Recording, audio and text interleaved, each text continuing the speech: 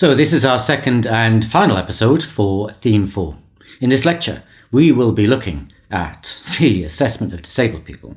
So, coming up, what is disability and what terminology should you use? Why is the term disabled people actually less offensive than using the term people with disabilities? And how have psychological tests adapted so that they can be used with disabled people? And have those tests adapted in the right ways? All that and more in a jam-packed episode, episode 2, coming up.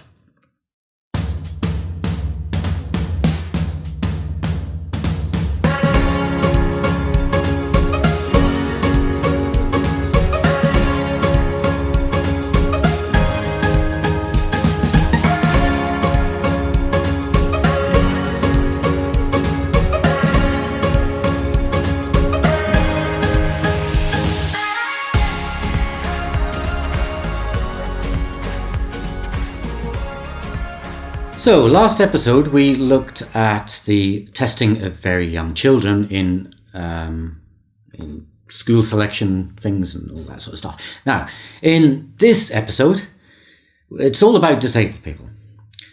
Something you might have noticed from the last episode is my use of terminology. I talk about disabled people and people with impairments. The prescribed text, and indeed much of the literature in psychology today, uses the term people with disabilities. So, who's right? Well, I'm right, obviously, but why am I right? To answer this, we need to take a brief excursion away from our prescribed textbook and into the politics of disability. And this excursion has rarely been taken by psychology, but we need to take it because of all of this confusion of terminology in the text. And throughout psychology, you'll find the term disabled persons and persons with disabilities, or persons with impairments or impaired persons, all of these terms used interchangeably. And this loose use of terminology is conspicuous in psychology when talking about disability. Our prescribed text also uses the term retardation, which is viewed as a truly shocking term, but sadly is still in use in the US and by some people in Australia. Now, the history behind disabled people has been treated pretty loosely too. Generally, there's this view that before the 1950s, disabled people were excluded, punished, and incarcerated, and most notably through being institutionalized, and that presently, disabled people are supported and assisted to connect into mainstream society.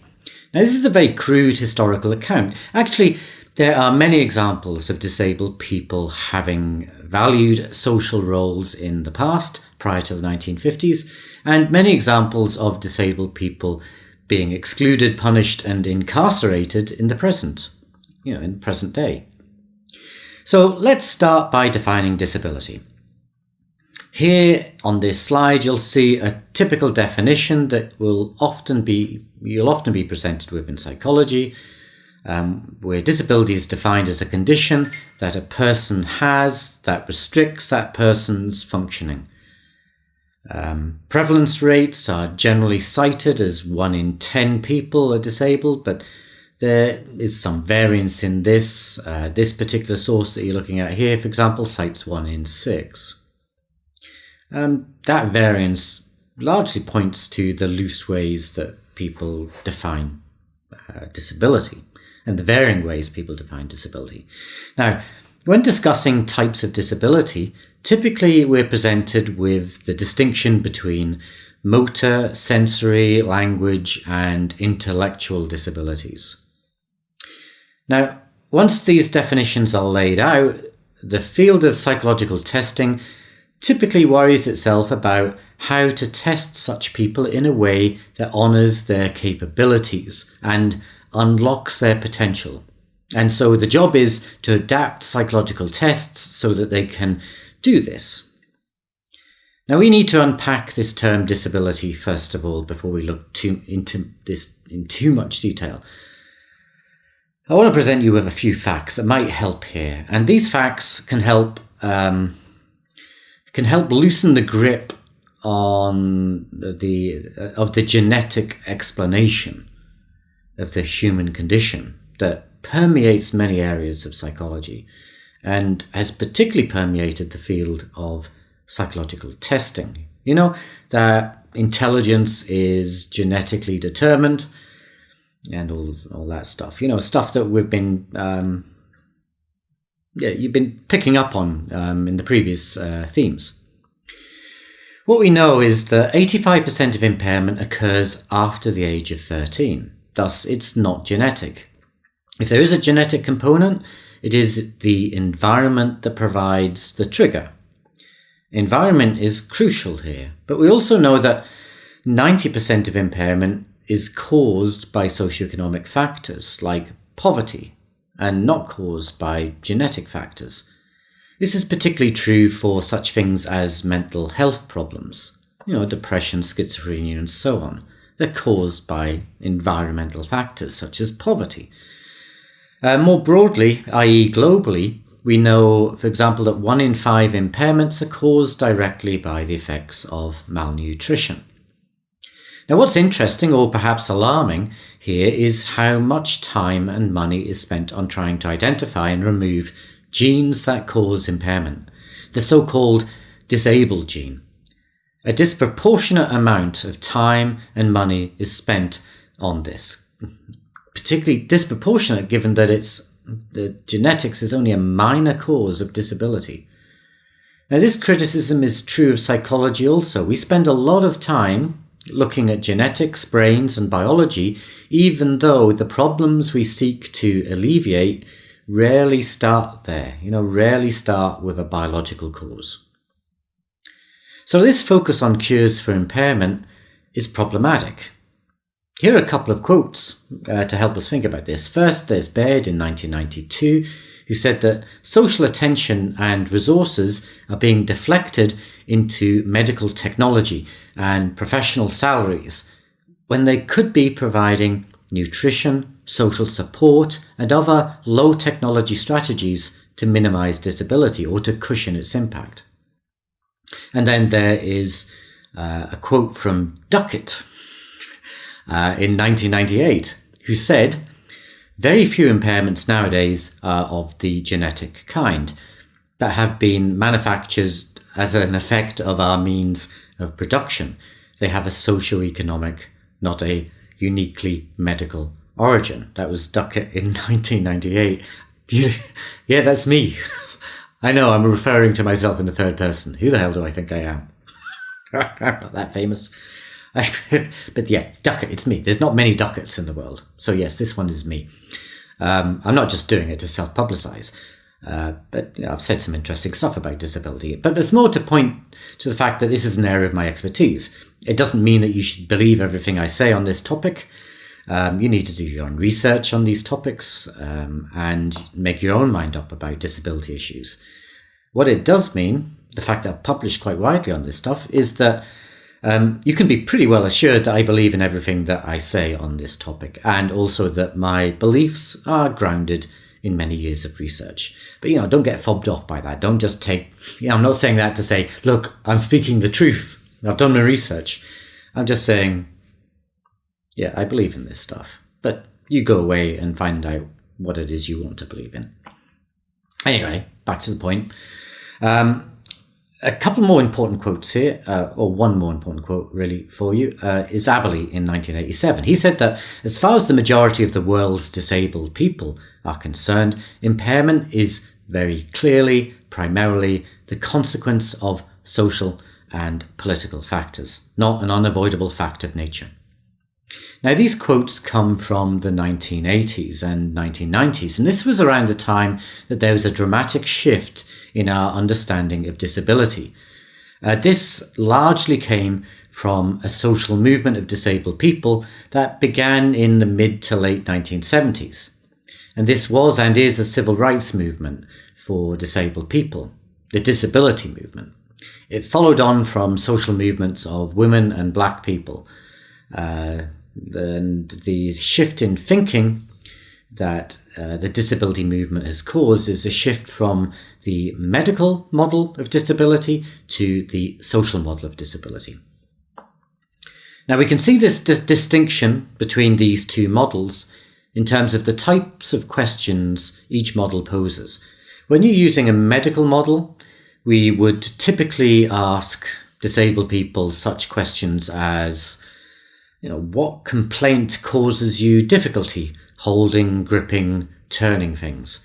Or have you attended a special school because of your impairment? Does your impairment affect your work in any way at present? When using a social model of disability, we would ask slightly different, but importantly different questions of disabled people, such as, what defects in the design of everyday equipment cause you difficulty in holding, gripping, turning them? Or have you attended a special school because of your education authority's policy of sending people with your impairment to such places? Or do you have problems at work as a result of the physical environment or the attitude of others? You think about this one about, I'll give you an example. Milk cartons, they're not so bad these days, not so bad, not so bad, not so difficult to open. But in the early days, don't even remember the original milk cartons. They were devilishly difficult to open. That was just because of poor design. And we didn't all go around thinking that we had suddenly acquired an impairment in our motor coordination or our motor skills, our hand-eye coordination or whatever. And we blamed the milk carton, bad design. That's social model. That's saying there's something wrong in the design of the thing that we're trying to use. A medical model would have encouraged us to think maybe there's something wrong with our manual dexterity. Why can't we open these milk cartons? What is wrong with us? Maybe we need to get some physiotherapy. Obviously, we all sided on the side of the milk cartons are badly designed, and they were badly designed. Anyway, maybe you don't remember those days. This is a trivial example. Anyway, let's move on. Actually, from this trivial example, can you see what the difference is here between these two models? Now, if you need to think about it, just pause the video for a minute or two. If you can't think or can't wait, carry on watching. I'm about to reveal fully what these two models actually say about disability. So, what is the social model? Well, whereas the medical model locates the problem within the individual, the social model locates the problem in the environment. Harlan, I think his name is. Stick with second names. Hahn summarizes the social model thus: the present forms of architectural structures and social institutions exist because statutes, ordinances, and codes either required or permitted them to be constructed in that manner. These public policies imply values, expectations, and assumptions about the physical and behavioral attributes that people ought to possess in order to survive or participate in community life. And the assumption that public policies have carried is that people are not in wheelchairs. As an example, that people don't have visual impairments and so on. So we see this in our built environment.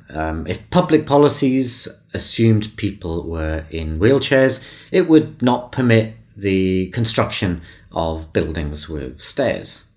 Now, we can see that public policy has shifted to acknowledge that people are in wheelchairs. Some people are in wheelchairs through putting out disabled parking. You see disabled parking everywhere now. It's a good thing.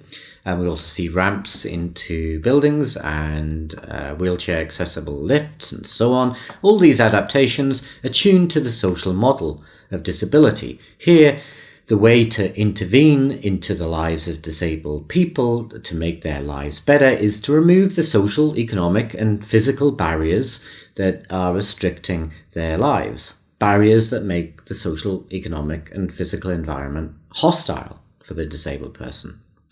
Now, this contrasts with the medical model, which sees the problem as being in the individual and the appropriate treatment as rehabilitating the disabled person to that hostile environment. Now, to give an exaggerated example here, a social model intervention for a wheelchair user, I'm just using this example of wheelchair users. Actually, they make up very as a small, very small proportion of the disabled population, but it's perhaps an easy example to cite. Anyway,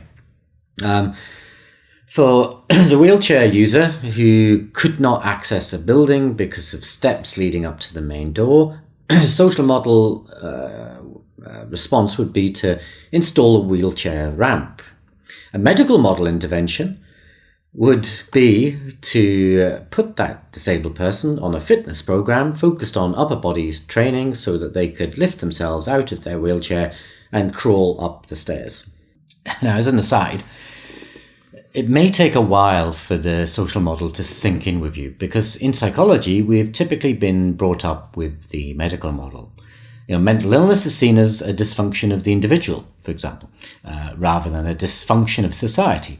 People who hear voices have a problem in their heads, rather than the problem being with a society that is unaccepting of such experiences of people who have those experiences, or a society that is actually fearful of people who hear voices. Okay.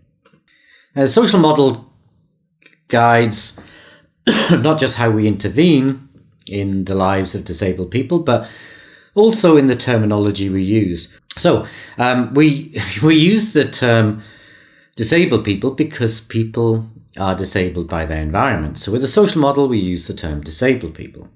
They are disabled by their environment.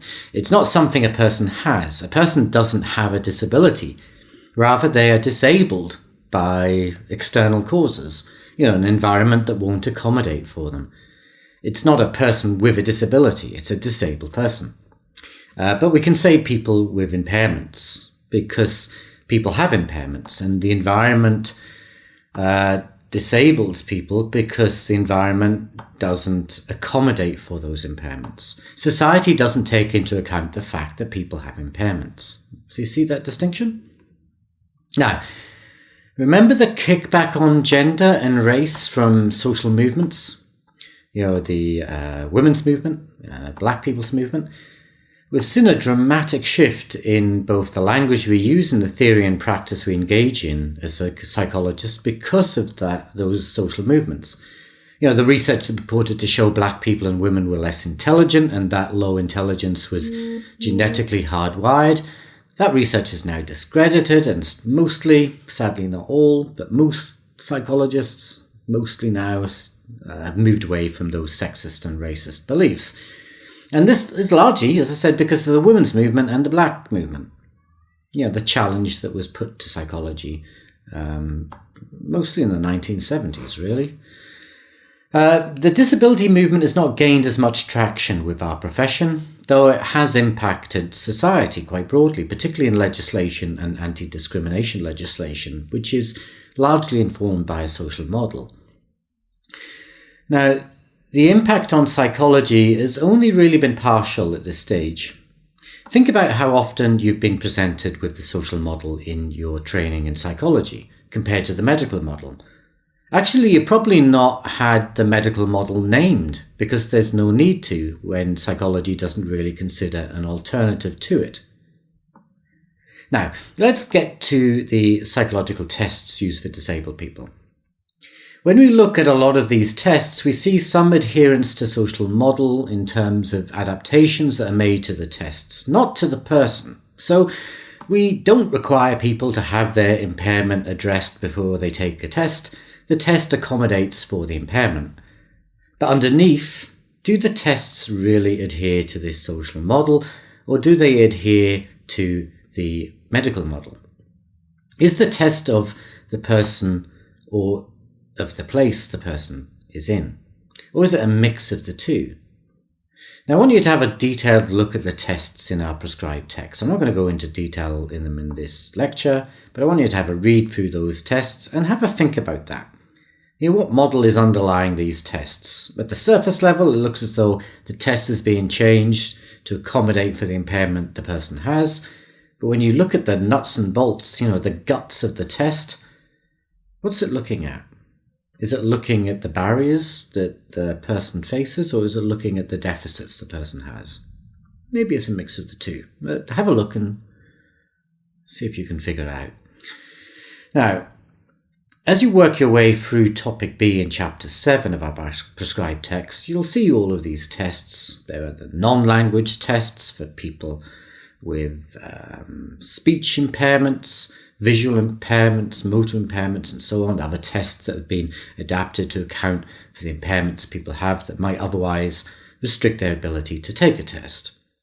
And towards the end of the chapter, there's some discussion of the topic of people with intellectual impairments, which we briefly looked at in our theme of intelligence, and I made a special recorded lecture looking at issues around intellectual impairment and intelligence. Now you'll see the term mental retardation in the chapter being problematized. Thank goodness. The author actually problematizes the term and gives a nod to the social model. This is on the top of page 299 of the text. The question is, has the social model informed the rest of that section of the chapter? Look at the definitions of intellectual impairment that are offered to us, and look at the classification system used to categorize people as either mildly, moderately, or profoundly disabled. You might come to the conclusion that the focus is on the limitations of the individual, and the author casts psychology's role as measuring those limitations. So have a look. For example, look at the focus on the areas of adaptive functioning, of the individual in terms of their levels of conceptual skill, social skill, and practical skill. Now, I want to end this episode and this theme by introducing another special population, but very briefly. This is particularly relevant for us in psychology in Australia because that population is Aboriginal and Torres Strait Islanders, Indigenous people. Now, here's a paper that looks at the problem of assessing the cognitive abilities of Aboriginal people. This work is seen as urgently needed because of the impact of the impoverished environment so many Indigenous people live in. And the paper addresses both how few tests have been made relevant for Indigenous groups, and the paper asks why we cognitively assess Indigenous people in the first place. What's the point of doing it? The paper shows that there's a relative lack of consistency and guidance around the appropriate use of cognitive testing methods for use with Indigenous peoples in Australia. It's an important read, so do please have a read of it and bring in any thoughts that come to you through that reading into our discussion forums and our class time. Now, that's all for this session. Have a good read of Chapter 7. Get some of that detail on what I've touched upon in this episode, and I'll see you either in class or I'll see you in the next recorded lecture, which will be Theme 5, Neuropsychological Testing. Brains and all that jazz. So, till then, ta-da.